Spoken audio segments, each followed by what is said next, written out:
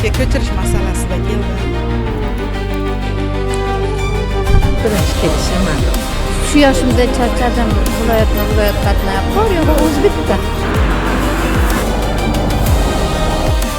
Assalomu alaykum. Marhamat, o'tiring. Yolg'iz o'g'il, o'quvchimiz ham qaraydiganim shu. 3 kunlik bo'luvchilar ham 5 kunlik bo'ladi. Sen bu bo'yroqda bugun chiqar. Shuni bir 3 kunda uyiga borsin. Yaxshimi shunaqa? Sog' bo'ling. Rahmat. Rahmat, sog' bo'ling.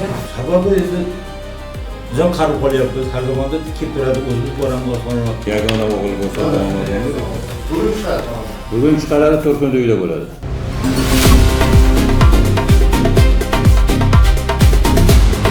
Ayni damda Milliy gvardiya qo'mondoni general-polkovnik Bahodir Tashmatovning harbiy xizmatchilar va ularning oila a'zolari, shuningdek fuqarolar bilan sayyor qabuli bo'lib o'tmoqda.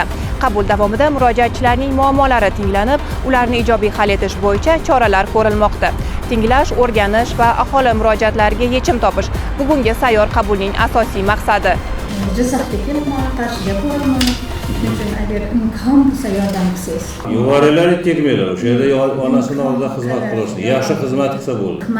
Yaxshi xizmat qilsin. Shu farzandim shu vatanniki.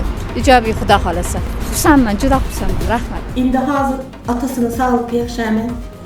Yurishdan qiynaladi, so'zlashda qiynaladi. 3 kunda boradi, payshanbagacha boradi sizga. İşlaringizda hammangizga rivoj tilayman. Vatanimizni himoya qilishda charchamanglar, hech qachon hech qaysiniz. Rahmat kerak. Bugun bo'yroqda chiqaringlar.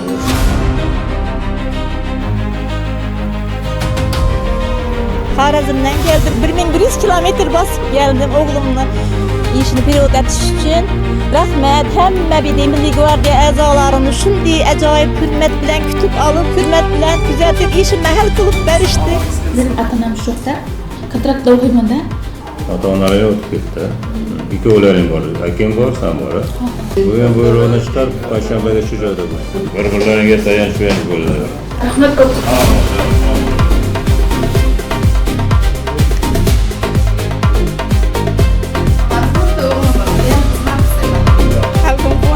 Xursandchilik ko'z yoshlari bu murojaat bilan keldik. Xudoga shukr, murojaatimizni to'g'ri qabul qildi va ruxsat berdi. Biz bunga juda ham xursandmiz. Rahmat.